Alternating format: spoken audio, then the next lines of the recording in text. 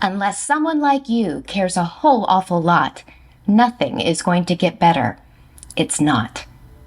Welcome to Unless, the podcast, inspired by that Dr. Seuss quote from the Lorax that reminds us of the role we can each play in making the world a better place. Join Dr. Hemma and her guests as they share incredible stories of being moved to decisive action and perseverance, leading to tangible impact at scale. This podcast is a production of Corporate Compliance Insights. Hello and welcome back to Unless, the podcast. I am your host, Dr. Hemma.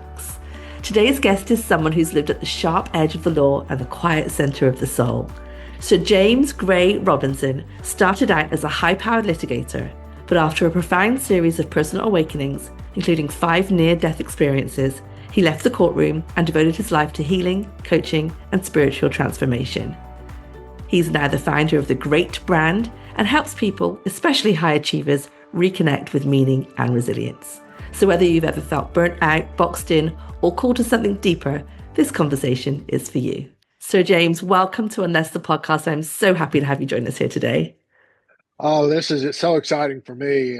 This is where I really enjoy doing what I'm doing.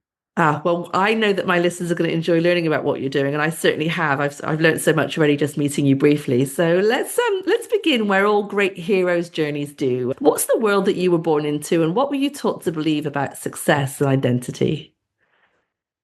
I was born into a law dynasty.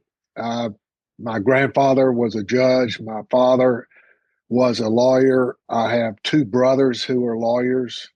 I've got nieces, nephews, cousins. I mean, it's if anybody ever had the DNA to be a lawyer, it was me. And did you want to become a lawyer, or was that something that was just kind of, expected of you as a young budding child? That was expected of me.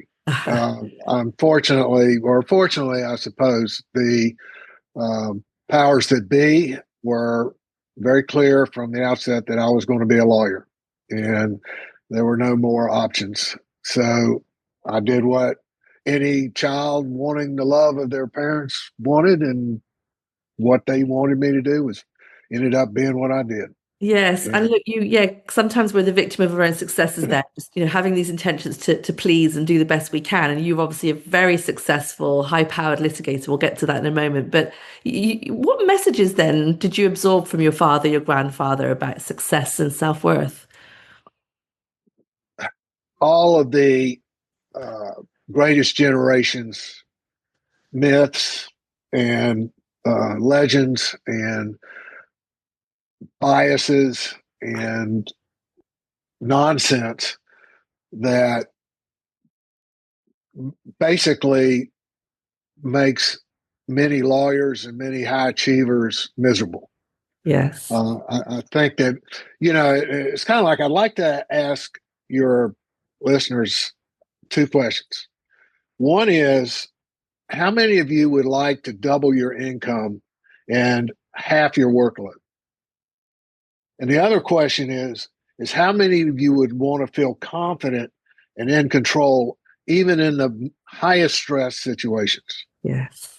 And the reason I ask those questions is that it's possible for everybody, whatever situation they're in, whatever circumstances they're in, to go from not that to that, because it all has to do with what we believe.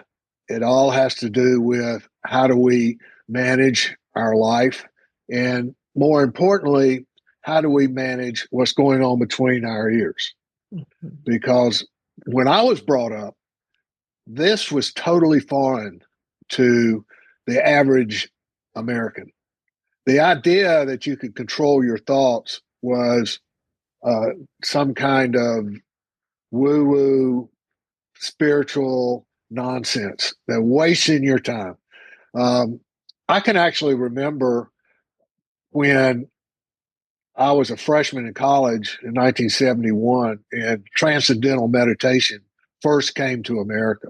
Mm-hmm. And I was able to get a student's discount, and it cost me $10 to learn how to meditate. And so I've been doing that ever since. But that was something that was met with a great deal of resistance from my parents because they were Methodists. They were very strict in their religious thinking. And anything that involved Eastern philosophy or Eastern ways of thinking was rejected. And so it was very helpful to me because I'd had one of my near death experiences and it helped me heal very rapidly. And so I saw the value of meditation, even though they didn't. The fact that I wanted to go up into my room and be by myself for an hour, that they couldn't get their head wrapped around that. Right. They thought there was something wrong with me. But the benefits of that was miraculous. The thing that I know we're going to get into my story, but I also want to let your listeners know that I hope that at the end of this show that I can teach them 3 ways to absolutely transform their life.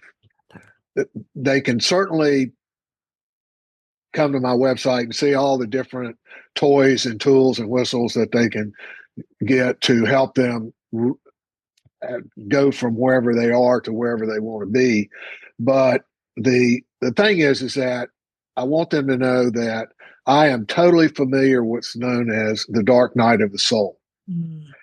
And for anybody who's unhappy, who is really stressed out, whose health is not the best, I don't know if anybody can relate to that, but I experienced all of that as I was crashing and burning after a 27-year law practice. And, there's absolutely no reason why any lawyer should suffer that unless they just want to experience it. But to get back to your question, I went into the family partnership, although it was 100-partner law firm. My father was one of the lead partners, and my brother was a partner. And it wasn't long before I discovered that I wasn't cut out for that kind of practice because, first of all, they controlled every aspect of my life. What I wore, what I did on my spare time, what I did outside of the office, what I did in the office, what I studied, what the law practice I was going to go into, what specialization.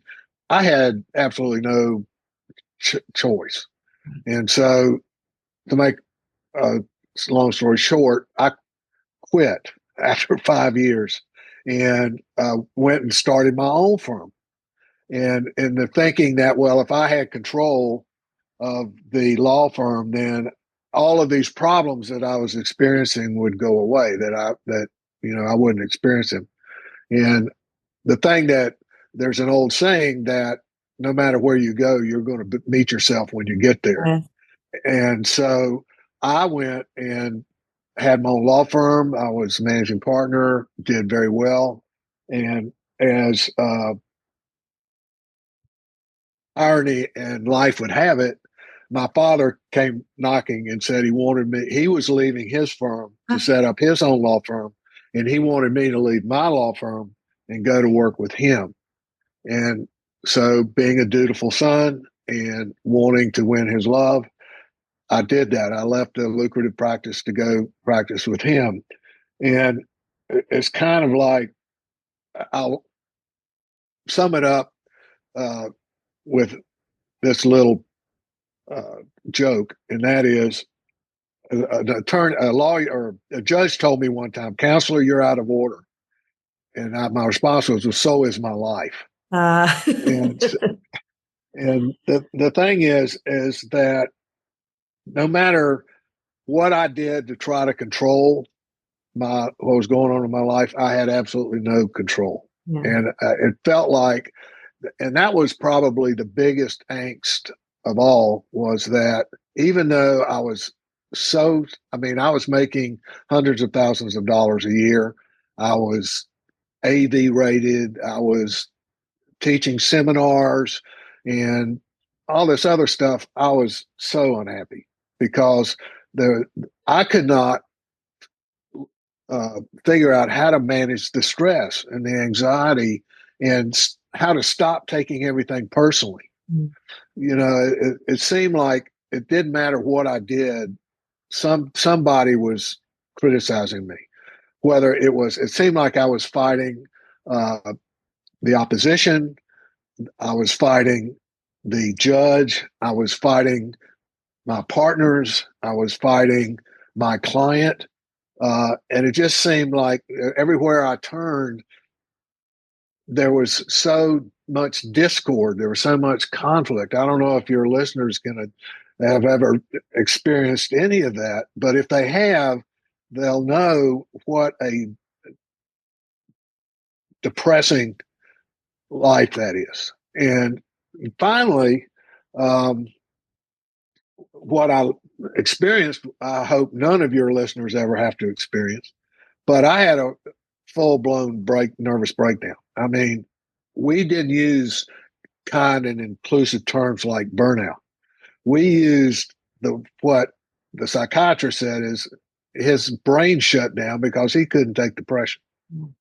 And 20, and this was 21 years ago, and so it wasn't that long ago that we were still in the dark ages, in the stone age, about mental and emotional health. And because the stigma of that is that somehow you're weak or somehow there's something wrong with you. And all of the hundreds of lawyers I've spoken to and helped in my counseling that's probably the number one reason why lawyers don't get help. Right. Is because they're afraid of what people are going to think about them. Even though everything's confidential, nobody's really going to know that they're reaching out for help. Just the idea that they need help is something that is unacceptable, because they think that if people knew that they had reached out for help for their emotional and mental health, then they would lose every client that they had, because somehow word would get out. For me, it was pretty obvious that something had happened, because other lawyers had to cover for me in court, and the judges knew what were going on. But the thing is that the rumors started. Mm-hmm. And so it was, at that point, I didn't care, because I was just so depressed and so stressed out that I didn't ever want to put on a suit and tie ever again. And the good news is that was actually what it took for me to start paying attention to my mental health. Yes. And the thing that I discovered, I was actually talking to someone today about what the dark night of the soul is. And it's basically your brain shuts down because it can't handle all the stuff that's coming in, all of the criticism, all of the perceived criticism, all of the failures or the perceived failures, or all of the guilt and remorse of the past, and all the fear and anxiety about the future. And so your brain does what it does, and that is it shuts down, because otherwise, we may die. Right. And we have such a strong survival instinct that our brain will do that. And it's not that we're doing anything wrong. It's, in fact, we're doing everything right, because people who burn out are giving themselves the space to find a healthy solution.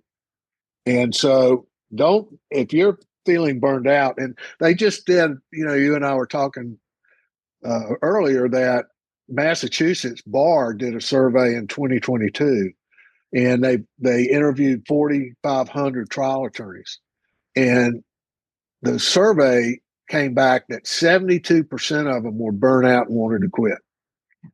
So this is a major problem. Mm-hmm. And I think that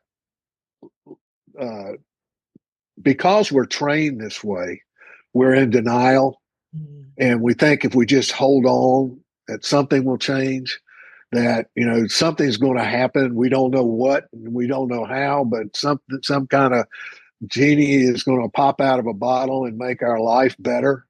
And it's it's so typical of the way lawyers are trained. And the most ironic thing is that the reason we burn out is because we care too much. Yes. And I'm not saying that you could ever care too much, really, but everybody needs to be empathetic and sympathetic and have compassion. But when it starts interfering with your mental health, then you need to kind of say, well, maybe I ought to detach a little bit and not take everything so personally. I went into every courtroom thinking that I either had to win or I was a total failure. And it didn't matter if I got 90% of what I wanted. If I didn't get 100%, then I was, the worst lawyer in the world. And it was just a matter of time before I got disbarred. So the really, I guess, funny story is that I used to represent lawyers in grievance procedures. And I was the one that was thinking that somebody was going to come knock on my door because of something that I perceived to have been done wrong. And even though it turned out brilliantly, then I would sit there and feel like, I was an imposter or I wasn't perfect or all these things lawyers learn through their educational process, because we don't become lawyers unless we're really intelligent. We have to excel every step of the way to get to be a lawyer. And we forget that. We forget how smart we are. We forget how gifted we are. And we forget that it's a blessing to be able to be a lawyer, because we take everything personally. And we think that if we don't get what our client wants, then it's a failure. I had the similar experiences at the criminal bar. No, I wanted to. There's so much to unpack there, so James. So we're going to go a bit deeper on some of those things. One thing you've mentioned a number of times is the role of the brain and this idea of control and fear-based scarcity mindset. And so I want to dig in a bit deeper there. You and I talked when we first met about this idea of two brains, right? This I think you call it the warrior brain and the guru brain. The survivor brain is the warrior brain, and it's interesting because I think maybe, despite best intentions, your family, when they wanted to keep you controlled in the spirit of the law, were thinking about success and fearful about what the absence of that success was for you. You too, when you described those feelings of imposter syndrome, lawyers are very good at that. It's just, again, it's fear. It's a scarcity mindset where we're not really counting the abundance of how much intelligence and success we're having. We're always worried about losing it or being exposed. So can you talk a little bit about the role of those brains and how that fits into your narrative? We are all born with a autonomic nervous system, which basically is the limbic system, which is the brainstem and the medulla. And so it does not operate through conscious thought. Basically it's an autonomic response to perceived threat. And there are two aspects to it. One is called the sympathetic nervous system, which I call the warrior. And the other is the parasympathetic nervous system, which I call the guru. The reason why I personify them and put labels on them is because they seem like two completely different personalities in our own identity. And what happens is that when we feel threatened, our brains have not kept up with our technology. And so instead of having lions and tigers and bears to worry about, we're worried about the mortgage payment. We're worried about CLE credits. We're worried about making enough money.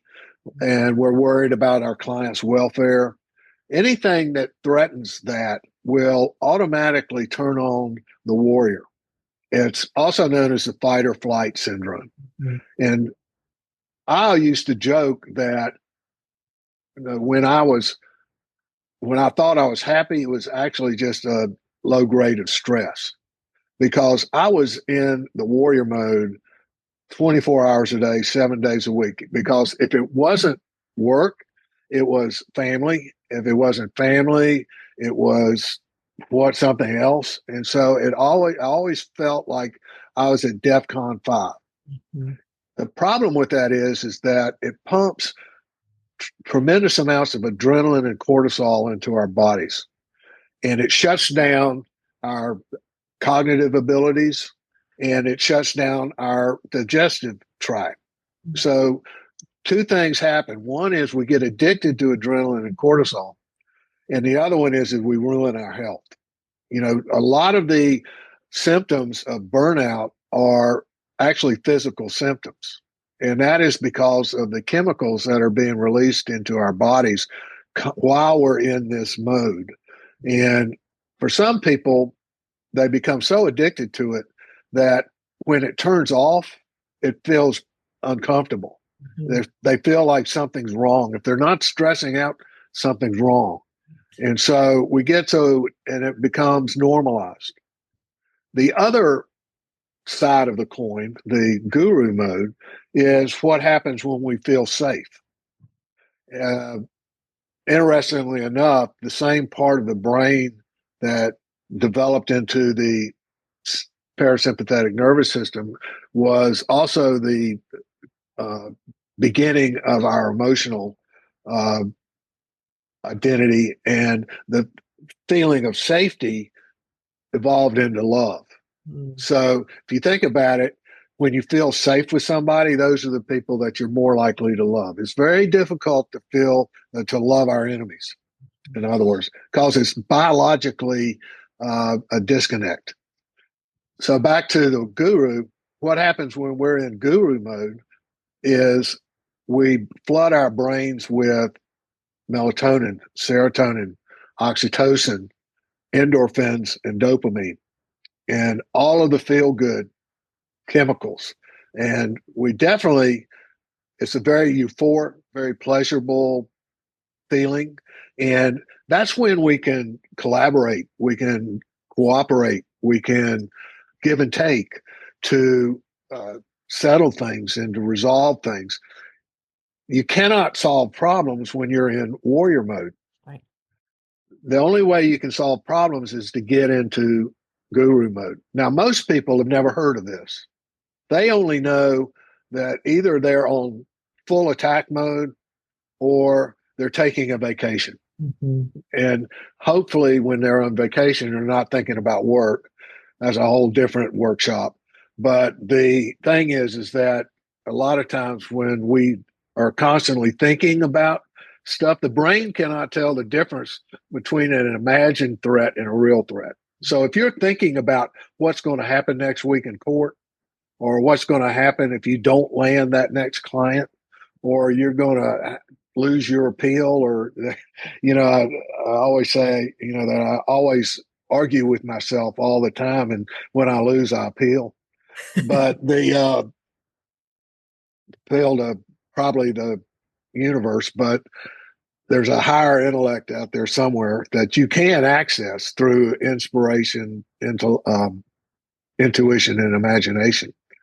The good thing about the guru mode is that's people who access their guru mode are the ones that build civilization, because you can't collaborate, you can't compromise was the word I was trying to think of, and you can't be inspired, you can't be intuitive, you can't have an imagination when you're in warrior mode. So lawyers who are going down the path to burnout, I can guarantee you they're stuck in the warrior mode. So the good news is, and where I share most of my knowledge is, in the last 20 years, they've done a lot of neuroscience research on the brain and the nervous system. And what they discovered is that you can actually do things that are physical in nature to turn off the warrior and turn on the guru. And so it blew my mind literally when I found this out, because you said all you have to do is some of these things and I would stop. I wouldn't be stressed anymore. Nothing else would change. I was just something that I would do that, and I'll share one or two. One is, and some of this is too simple, but the truth of it is, the science of it is, it really works. And one of them is simply to smile. And if you think about it, imagine you're walking into a party or you're walking into a meeting and you're at DEFCON 5, you're full warrior mode, you're really stressed, and you've got that frown on your face and your brow is furrowed and you're going to take control. How do you think people are going to react to that? And it's going to be, they're going to reject that. They are not going to feel very warm and fuzzy and safe with you coming into the room. But if you take a moment, take a deep breath and smile, and you walk in to the room with a smile on your face, saying hello to everybody, being friendly, and being a human being, not a missile. Right. But you come in and you actually evoke feelings of safety. People actually feel safe around you.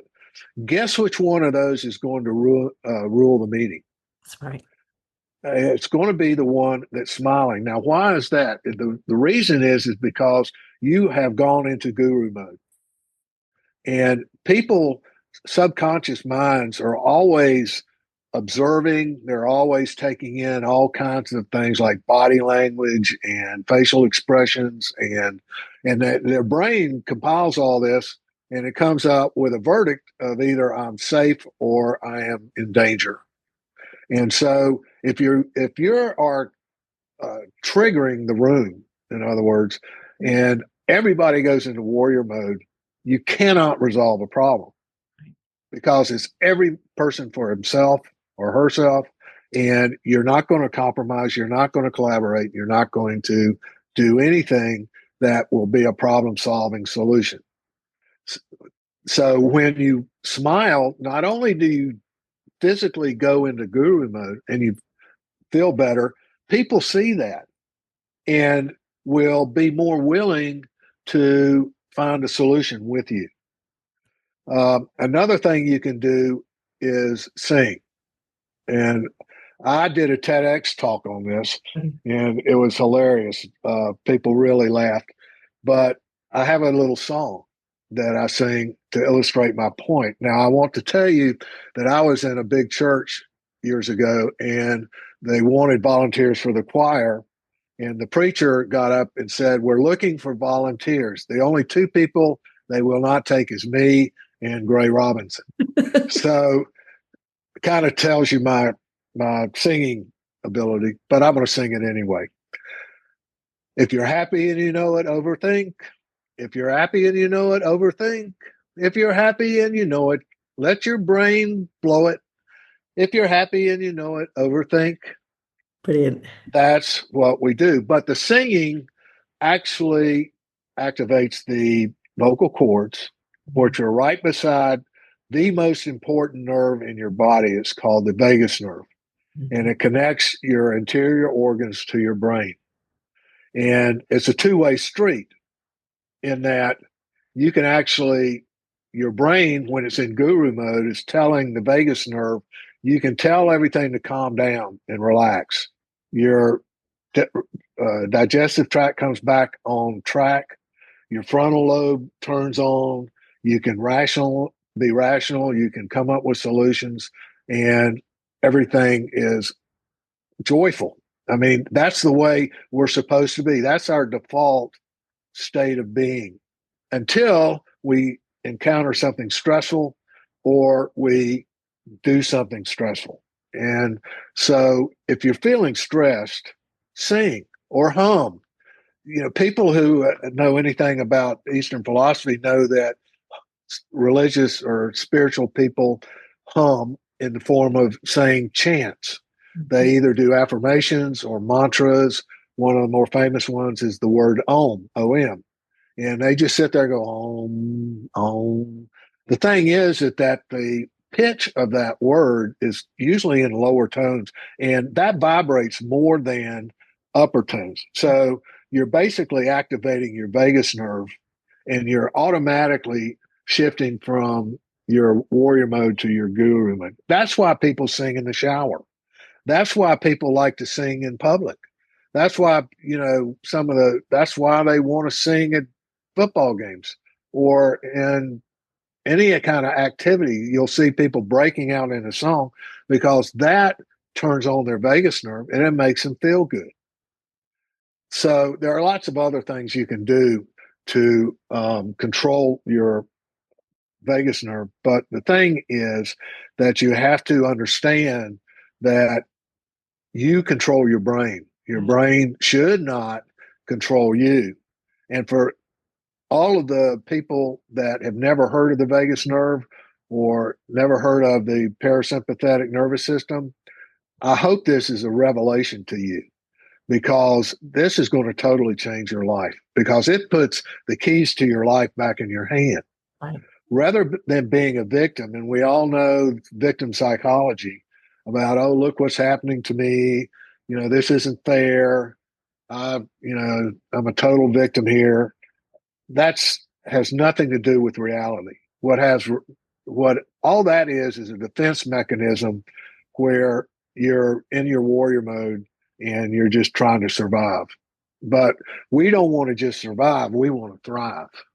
The magic of what you're saying is it's so simple and it's so within our reach. It's really some esoteric magic. It's like you said, it's as simple as the things we know we can do. For some reason, these skills have been buried, but okay, you're showing us how easy it is to unleash our sage brain, unleash our guru brain. And the other thing, you mentioned the word trigger, and I think it is also fair to say that we have the power to trigger other sage or warrior brains and those around us. And I often say lawyers and compliance professionals inadvertently by profession amplify the warrior brain of others. We talk about risk all the time. We talk about the worst case scenario.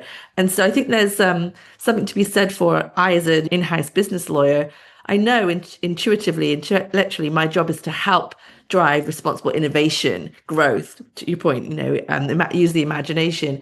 But I can inadvertently get in my own way and in the way of my business if I don't think about my guru brain and bring that back into the room. So I love that you're giving very practical tips to those of us that probably need it the most, lawyers, compliance professionals. I'd like to give your listeners 3 things they can do right now, in addition to controlling their warrior and guru brain, that will be transformational in how they live their life and how they experience their law practice. There are a lot of things that are out of our control, but there's one thing that is within our total control, and that's what I call energy. And it's similar to what I was saying about smiling, because one of the most powerful forms of communication between humans is that we read everybody else's energy, either subconsciously or consciously. Some people know right away what's going on in your head because of the signals with all the body language and all of the energy somebody's putting out. They can tell whether they're friend or foe. And so, again, it's the scenario of walking into the room or walking into the office or just walking downstairs to your family for breakfast. What kind of energy are you putting out? And if you're sitting there and you're totally focused on a case that you have to try that day, or you're having an inter-office conflict with somebody, or things just aren't going the way you want them to go, what kind of energy, if you weren't aware of any of that, what kind of energy do you think you're putting out? You're putting out energy that says danger, danger, danger. There's a threat here. And that's getting picked up by everybody around you. Mm-hmm. And what happens is that when everybody starts reflecting that back to you, it starts to be a reinforcing cycle, because you're now picking up the danger, danger, danger signals that are being reflected from the people around you. So your stress meter just goes up. And compare that to same scenario. You've got stressful things to deal with, but you have the presence and awareness to know that I can control the energy that I'm projecting out to the people around me. I can either be a victim who's just trying to survive and driving everybody crazy, or I can be a leader. Don't have to know what to do, but I can be a leader, have a half an ounce of confidence, and just focus on what can I do to help my staff help me, help them help you. Mm-hmm. And that way, the energy that you're putting out will have a completely different effect on your office. It'll have a completely different effect on your client. It'll have a completely different effect on your adversaries. And I guarantee you, the judge will pick up on it. That's right. Because that one reason they're judges, for most part, whether we want to admit it or not, they're there for a reason. I always like to tell people, it really doesn't matter whether you know the case better than the judge or not. They're going to decide it anyway. And so it's like what you have to do is you have to set the energy of the room. And you set the energy of the room by controlling how you're feeling, your emotions, and just walking in with a smile. One of the earliest things I ever learned about trying a case in front of a jury is you better damn smile. Because if you're not smiling, the jury's looking there saying there's something wrong. Yeah. Either something's, there's something making you mad, or there's something that must be wrong with your case. Right. So you go in there and look confident and smile. The jury will pick up with that. And I had a pretty successful record because I would go in and I would convince the jury that I thought I was right. Right. And so, or if you're going into a negotiation room, mediation room, if you're in there negotiating a contract for a corporate client, or you're going in there advising a board of directors, if you walk in there with a smile on your face and I'm the lawyer in the room, I'm the adult in the room, you're going to convince a lot of people without opening your mouth. And this is mastery of influence and human behavior, isn't it? It's the stuff of it's stuff of peacemaking and innovation and world peace. Because I don't exaggerate, but really, if we can harness that energy and realize the power we can have when it comes to energy, and again, the simplicity of it. I mean, there's a book that comes to mind, "Love as a Business Strategy." It's one. You remind me of the first chapter. I think the first word of Dale Carnegie's "How to Win Friends and Influence People" is smile. Right? As a child, that was the first thing he said, and I think it's really interesting how we struggle as a society to do great things because we don't use these sage powers, these guru powers. They're really quite straightforward, and it's the beginning, not just in a courtroom. People can relate to that, but I think it's the same in a corporate meeting or the United Nations at a General Assembly. Like, we're so triggered and so triggering that we're not tapping into these powers. So I love that you share these practical, simple skills we can all start with. Another one that we can do is what I call the 50,000 foot view. Nice perspective. Yeah. And it's like we get so focused on the problem that we don't give ourselves an opportunity to see the solution. And we're so focused that the solution is out of frame. And so what we have to do is pull back, and so that we can see the solution to the problem. And a lot of time that just means looking for collaboration, asking for advice, seeking counsel, especially for solo practitioners. This is especially tough on them because they feel like they have to do it all by themselves. And that is a sure source of burnout. Mm-hmm. There's all kinds of resources for solo practitioners, or anybody else for that matter. There's mentorship in a lot of the bar associations. There's no dishonor in not knowing everything. Right. Because that's how we learn. We ask people, hey, can you tell me something, I don't know how to do this. What do I need? Where do I need to go figure this out? You don't have to ask them for the answer. Just tell me where I can find the answer, and I'm smart enough to figure that out.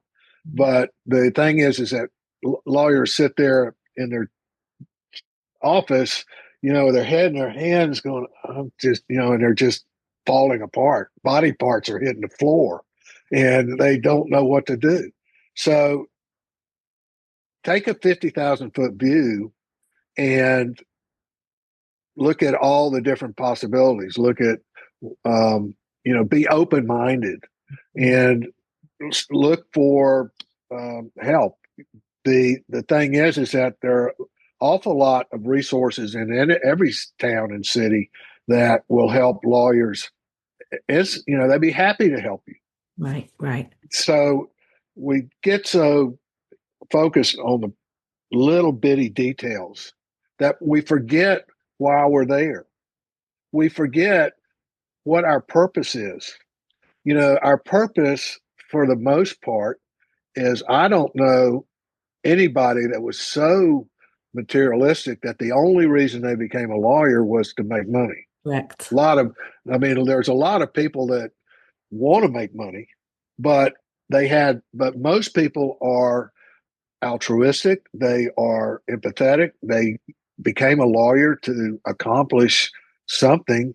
And a lot of times people become lawyers because they've suffered something in their lifetime that they want to get justice for.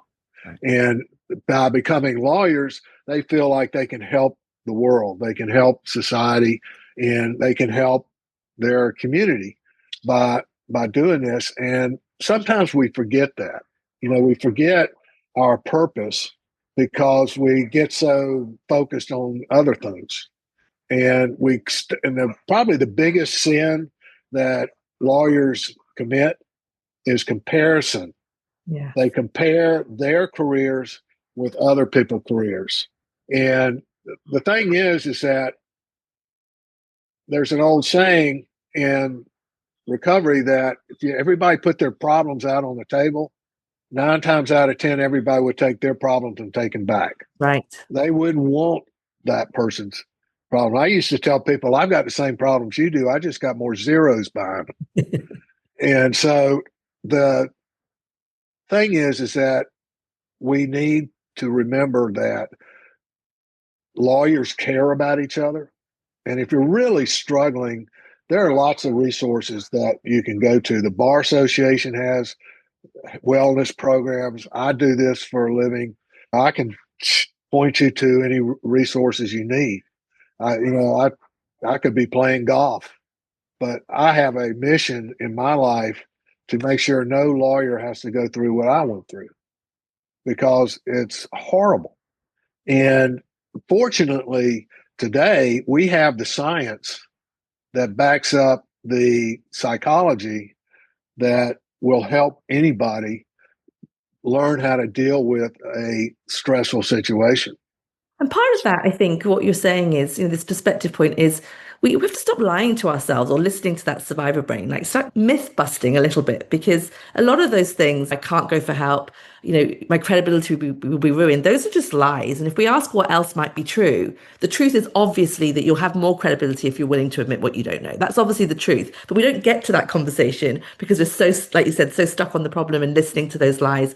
They're baked into us. And I wanted to go back to what you said about this kind of these painful breakthrough moments, whether it's a lawyer's origin story and this is why they care so much, or your story and why you care so much. I start to see these things as a gift, which might be controversial. I know Tony Robbins says, maybe it's for you, and that can be controversial with the most painful things. But as I hear you talking, I see that as your brain helping you. It's shut down, as you said, to give you space to have that perspective, space to ask what else might be true. And I think in your case, I'd love you to talk more about this. That tipping point for you was very painful. You said you had near-death experiences, if you want to talk about those. But what I'm really interested in is how that gave you life. That gave you perspective. That gave you a chance to say what else might be true. And I think is then the fuel for you to help others. I'll let you explain that. Well, you're psychic, because I was going to bring this up next. And that is gratitude is absolutely the strongest emotion that we know. It will solve any problem. Um, we forget just how lucky we are. And I've gone around the world a lot. I've spent a lot of times. I've funded orphanages. I've funded hospitals. I've funded colleges all around the world. And probably the most emotionally fulfilling part is going to these orphanages and seeing how little these children have, and just to be able to help them is totally. And all of this was after my breakdown. I mean, I was so focused. I'm not saying that lawyers are cheap or uncaring, but it's like it took me to burn out and get away from it to go find and see what was going on in the rest of the world. Because I can promise you that 90% of this planet would kill their mother to come live in this country. And that's what we're dealing with today. But the thing is, we are so lucky and we forget to be grateful. And I'm not moralizing and I'm not trying to guilt trip anybody, but I'm just saying, if you want to tap into your true power, if you want to become the best lawyer on the planet, then start being grateful and start cultivating the things that flow from that gratitude. Because if you did something well, be grateful for that and do it again. If you didn't do something well, be grateful for the lesson and don't do that again. So, it's not a mistake until you do it twice. And funny, So, what you're saying gives you more reason to smile. So it's self-fulfilling. It's, self-efficacious in terms of the propagation and the impact at scale you can have if you do these very simple things that you've recommended. No. well, people in my generation, I'm 72. So I grew up with the greatest generation telling me how to live my life. Uh-huh. And they were the ones that went through the Depression, and they were the ones that learned what, I have a global theory that the Depression occurred to teach us how to rely on each other. But a lot of people took the lesson as being money's the most important thing. Diversity, yeah. And you have to sacrifice everything to have enough money that you don't experience the need for help. And we are hardwired to be to be with each other. I mean, there are enough studies about solitary confinement to see what that does to the brain, to know that we thrive when we are in groups and are feeling safe and nurturing environments. And so we can earn more money than God if we are grateful and simply try to remember that we're here to help people. Mm. Because if you do that, if you're really grateful, your fees will expand exponentially, simply because people will like attracts like, and your gratitude will trigger gratitude in other people, and their gratitude will lead to more income for you. And so, but it all comes back to that controlling the energy that you're projecting out into the world. Right. And so I like to tell people, number one, are you happy? And so what is the default response? Sure, I'm happy. Well, tell your face. Because so many people are sitting there with a frown on their face, and they're focused and they're laser focused, and you don't have time for a sense of humor. And it's like, you better start wearing that. Right. Because if you're not wearing the gratitude of success, then you're basically heading for burnout. And because the biggest fear most people have is they're going to lose what they've got, or they won't get what they want. So just enjoy what you've got and be grateful for everything, even the even the mistakes, be grateful. Some of us are slow learners, and that when it will, if and I guarantee people 100% money back guarantee that if you are grateful for 30 days, you'll be grateful you did. And so watch how your life changes if you just, I say, and another tip for managing stress is what is the first thought of your day? Mm-hmm. Are you waking up thinking I'm going to have a bad day? Or are you waking up saying, and this is my own personal mantra, is that something wonderful is going to happen to me today? That's my first. And the reason it's my first thought is because I've got it taped to my mirror over my sink. And Beautiful. that's by the time my brain wakes up enough to be able to read, that's what I see. And the And thing is, so your day may be the same either way, but now you're training yourself to look for those things to be grateful for, to spot the red cars now that you've got them in your mind. And I think that's really important, this meaning that we attach to everyday occurrences. We are also in control of that. I think that's the beauty of what you're saying. And that's why it's so simple yet so powerful, because with a grateful life, that is abundance, that is success, that is fulfillment. The opposite is that's how also created. We create that opposite with ourselves as well. well, that's how powerful we are because what we focus on expands. It's called, in psychological terms, it's called cognitive bias. Right. That if you think something is true, you will pick out all of the evidence that makes it true. And just like you said, the red car. If we really want a red car, we'll start seeing red cars everywhere. And the thing is if we are grateful, we will start seeing things to be grateful for that we obviously missed before. But if we're sitting there feeling like we're a victim, if we're imperfect, if we're not good enough, we're imposters, all of those things that lawyers do, we're going to start seeing all the evidence to prove that because we're manifesting it. And we're manifesting it in the sense that we see it rather than ignore it. Mm-hmm. And so behavioral scientists have been studying this for about 25 years now.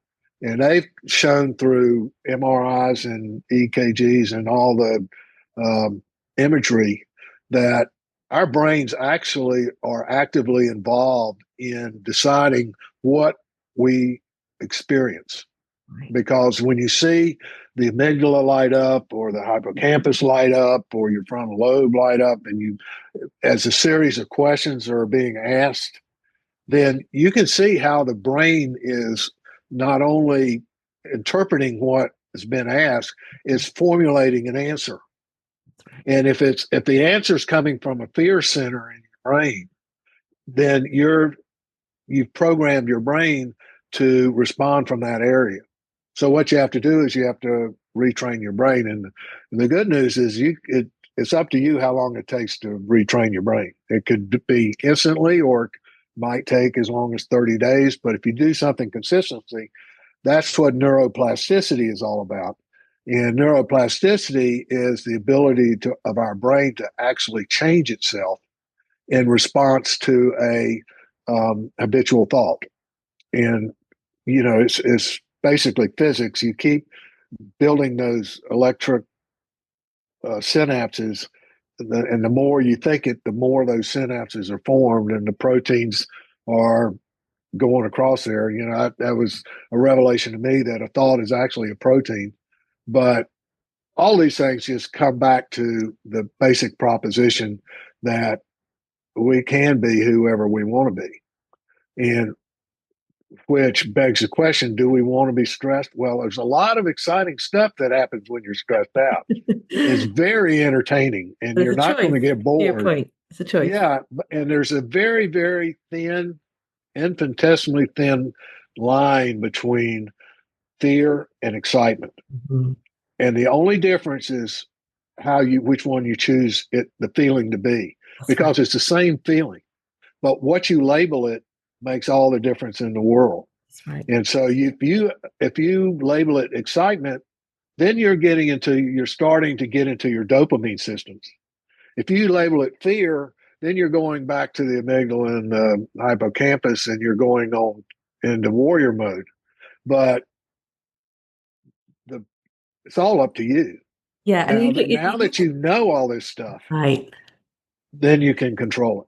The knowledge is real power, and like you said, the attribution of meaning, that firstly the awareness, give yourself some space to be aware of your body giving you all the signals you need, and then the meaning that you choose to attribute it, whether it's like you said, anxiety or exhilaration, that's a choice. And what you do, that's almost sliding doors in terms of which path you're going to take next. So I love that. So James, I wish we could do this every week. There is so much of your knowledge and wisdom and mastery that I want to be able to share with the world, and I'm so grateful that you had a breakthrough even after very difficult breakdowns, to know that you wanted to share this wisdom and knowledge. So let me ask you, for our listeners who will be interested in learning more, where can they learn more about what you're doing? I know you've been doing multiple books and films, lots of documentaries, there's lots out there, but what's the best ways for people to get in touch with you or learn about your work? Well, my website is my name. It's jamesgrayrobinson.com. And so you can always access everything from there. I have we're just launching a program that's free. It's 3 1-hour sessions called the Billionaire Edge. And I teach people how to think like a billionaire. Then I have a retreat that's a virtual retreat that's called the Billionaire Reset, which is 8 hours that goes into really deep into why we do the things we do and how to have the life we want. Everything from how to create wealth to how to get physically well, how to heal yourself. And then we've got all of my books listed. We have my movies listed. I've just done one. We just put one on Amazon Prime called Beyond Physical Life, which is a movie about near-death experiences. And I think a lot of people will be surprised about the information that's in there. This is not just a movie about people's stories about visiting the afterlife. This is a movie about how people changed after they had their experience and how incredibly transformative that is. I would give you a disclaimer, please do not do this at home. You do not want to have a near-death experience. But you can also get the benefits of the people who have had one by listening to their story. So so that's just the tip of the iceberg. We've got lots of things available to help people, whether you're a lawyer or a doctor or Indian chief or a CEO or an entrepreneur or whoever you are. Life is life. And I think we're transforming from an old way of doing things to a new way of doing things, from being more competitive to being more inclusive, thank God. And we are going into a completely different way of consciousness. And it just takes one person to change all that. And that person is out there in your listeners. Well, I was going to say that person is you in many ways. I'm so grateful to you for turning your abyss almost into this elixir for us, for dedicating your life to sharing your wisdom and scaling it and caring so much about other people that knowing it will have an impact on every one of those individuals. This podcast is called Unless, based on the Dr. Seuss book, The Lorax. The quote is, unless someone like you cares a whole awful lot, nothing is going to get better. It's not. You've been so humble. We haven't talked about your knighthood or your Lifetime Achievement Awards. I mean, you have done so much. I'm grateful that it's been recognized, but there's so much more work to do. And I'm grateful that you're still here doing it for us. I encourage my listeners to reach out to Sir James, to get to know his stories more and to use some of these tools in their everyday work. And with that, just thank you so much for joining us. I'm really grateful to you for everything you do. Well, Hemma, I want to edify you because you are making a difference in the world. And I hope your listeners understand how absolutely precious and unique and incredibly transformative your work is. And you're making a difference. And so, and I'm more than happy to come back every week. I think there's an awful lot more to be said, but I'm just grateful for the opportunity to share this time with you. Ah, well, likewise. And you heard it here first. Maybe there's another weekly podcast about to be generated. Stay tuned, subscribe to the Unless the podcast, and we'll see you next week.